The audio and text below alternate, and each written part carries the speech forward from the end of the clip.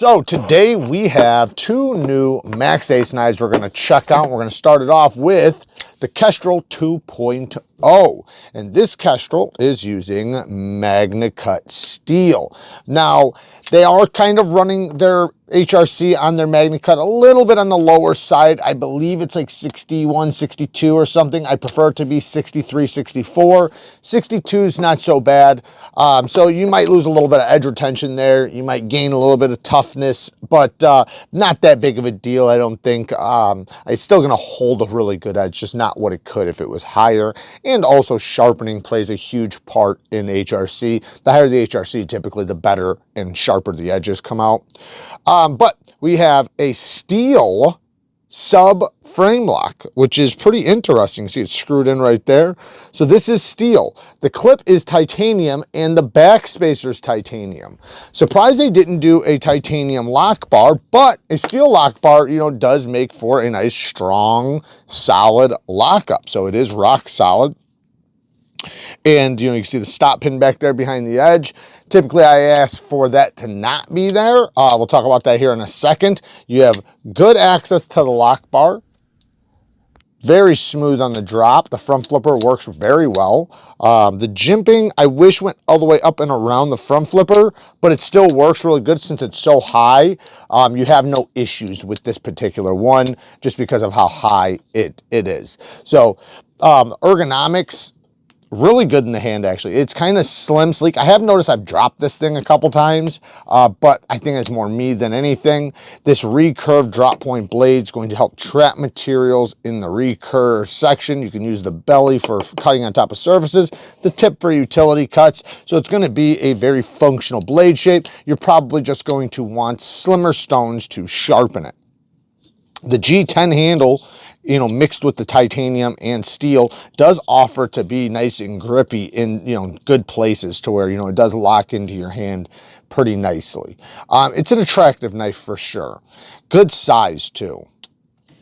Negatives. Let's talk about some negatives. Oh, it's kind of cool. They got they have a separate, it's kind of weird how they did that separate, two separate different titaniums right here. So this is like an integral back spacer. And then they have the lanyard loop, which is separate. Pretty cool. So, negatives. What are my negatives? Well, one, the clip lands right on the cutout. That's crazy to me. And then look at how narrow it is under there. This needs to be up higher so they can slip in and out of the pocket. This is a user. So this to me is the type of knife that needs a good clip, because if you want, this would be something somebody's actually going to use and actually beat on and probably, be a little tough on it. So I would expect the clip to not be over this surface. In fact, take that cutout, put it on the inside or something. Something else to where you're not landing, or make the clip just land in a different spot. There's a lot of different things you could do here, but this clip does not work for this handle. Yeah, it works. It's functional to some extent, but I find my pants constantly getting trapped right there, and I find my thick jeans don't want to go all the way up to the top smoothly. It will go up there, but I do have to push it. With just regular jeans, it'll probably be fine. I mean, I didn't really have that much of an issue, but it does still catch on that edge a little bit. The next thing is, the steel, I do wish they would be up, just a little bit higher HRC. It would definitely have better edge retention. If you're going to spend the money on a premium knife, with what the cost is of a premium knife, you expect to get the premium qualities that a premium knife is supposed to bring. Like I said, good access to the lock bar. Love that. As far as any other negatives, the plunge grind's pretty good. It's okay. It does look like it does go down to here, but I don't think you're going to have an issue with this one. I think this one's going to be pretty good because it's so close that I don't think you're going to have much of a smile there. All in all, it's cool. The clip thing does kind of bother me. Now, the next one is, not that box. The next one is the PERSEUS. The PERSEUS. And I'll tell you what, man, this is an attractive looking knife right here. Very, very attractive. And also in MAGNACUT steel. Once again, we have a beautiful spear point blade. Love the swedges. It really brings out, it's almost like it's a high tip spear point, so it's more of just a regular drop point, but it has a very spear pointish look because of the swedges and the way it's ground. Hand set and finish, you can see it's running back and forth that way instead of vertically. Titanium frame lock. The inlays are done extremely well. Really good fitment with the inlays. They fit very well. Chamfer on the lock bar offers for a very comfortable disengagement. Very smooth on the drop. Flipper tab has decent traction on it and a good leverage point. Very snappy. Kicks the blade out really nice. Does not have to have a strong detent. It has a good detent, but I'm saying it doesn't need a strong detent to flip out well because of the positioning of the flipper tab, which is always nice. Love to see internal stop pins. Look at that. Oh, yeah. Lockup is rock solid. Oh, yeah. Very solid lockup. And I think that this is a zirconium pivot. It looks like a zirconium pivot. Titanium milled pocket clip, and this pocket clip actually works very well. So good job on the clip on this one. Yes, these, I typically do not like these underneath the clip. Typically, if you're gonna have these, I want them on the inside. But in this case, it does work pretty well. So no problems there. Ergonomics are very comfortable, man. Very, very comfortable. And that was with my thick jeans, by the way. Very, very comfortable. And when I say thick jeans, I just mean the pockets of the seams of my jeans are thicker than the majority of jeans. So like regular Levi's would be like half the thickness. Anyways, very, very comfortable in the hand. Great size knife. This is going to be a phenomenal size. Now, I do have one issue. Well, technically two. But I could see why it might not matter to some people or a lot of people. So one is this geometry is very robust, like very, very, very robust. It's very thick, just period. Like the blade stock is 157 thousandths, and that's a narrow blade for that thickness. Right here is probably similar to that. Yeah, 156 thousandths. So this right here is 156 thousandths. So look at how far it has to drop. It only has, like less than a ½ inch to drop down to a thin edge from 156 thousandths.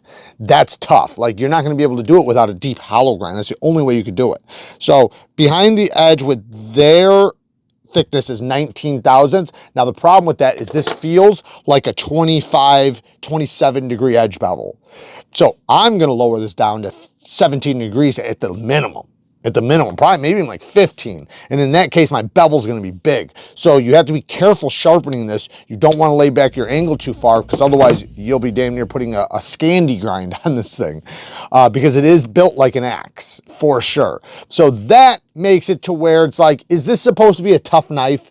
It looks more of an EDC knife to me. I would have preferred a nice deep hollow grind on this. Make it nice and slicey. Even if you keep the blade stock the same, in order to keep the tip nice and robust, because this is a tip you could damn near pry with. But even if you are looking for that, you can still thin out the grind for the cutting. So, I just would prefer it to be much, much thinner, like much thinner. And, either one have more area to taper or a hollow grind. Then the sharp tool and plunge grind, and seeing is that it is so thick, this is where an issue comes in. So sometimes I'm complaining about knives about how they're gonna, leave a smile and so on and so on. This is going to leave an extreme smile. The reason why is because of what we already mentioned, the thickness. The thickness is going to mean my bevel is going to be very large. So it's going to cut all the way up into here most likely when I sharpen it. So when I'm on the stone, it's going to cut. You can see how far it's probably going to cut into right there. So all the way back into there. Now, because it's an internal stop pin. Oh yeah, I forgot to mention that about the other one. Because it's an internal stop pin on this knife, you can cut your own choil in. So that's actually a plus. I'm going to say because I could easily Dremel out a nice little choil there, a nice little sharpening notch or whatever. I can even do a finger choil if I wanted to. So that's cool. but it is thick, robust, and it just doesn't feel like the kind of knife that needs to be this thick and this robust. But it is cool, and a lot of people might want that. A lot of people are like, yeah, I'm stupid with my knife. Like, I want my knife to be very tough. Or my blade, I should say, not knife, because the lock's not going to be super tough. It'll be tough enough, don't get me wrong. But the blade is going to be plenty tough for anybody who wants a tough blade, especially in MAGNACUT, right? We have an extremely tough steel with a soft heat treatment with super thick geometry. You got to pick one. You got to pick one there. You don't get to do all three. So, you know, either one, run the steel nice and hard and then use the thickness in order to bring out the toughness, or two, thin that sucker out because, you know, because you have the HRC a little lower. So now you can bring out better cutting performance, edge retention, and you don't have to worry about the toughness as much. But toughness, you know, the most effective way to bring out toughness is with thicker geometry. But this is already a super tough steel. But I like the knife. I do like the knife quite a bit. So I'll give him props. It's a cool knife. This one, though, I forgot to mention the stop pin is actually in not a good spot. It's right here. That's okay, but I can't cut in a choil if I want to. Luckily, this one is going to be just fine because before you sharpen up that much steel off of this knife will be damn near useless at that point. Well, not useless, but it'll be so thick behind the edge. It'll be as thick as this behind the edge. It'll be so thick behind the edge that it damn near won't be worth it, and you'll have your money's worth out of it. So I don't think this one's an issue that its stop pin's there. But I just wanted to let you guys know it's something you can't make a finger choil on if you really wanted to. Anyways, there you guys go. Just a quick look at two new pocket knives from Maxace. I'm always excited to see what Maxace has coming because they always have really, really cool stuff. And I'm always, you know, interested in checking out anything from them. Work hard, stay tough. Until next time, peace.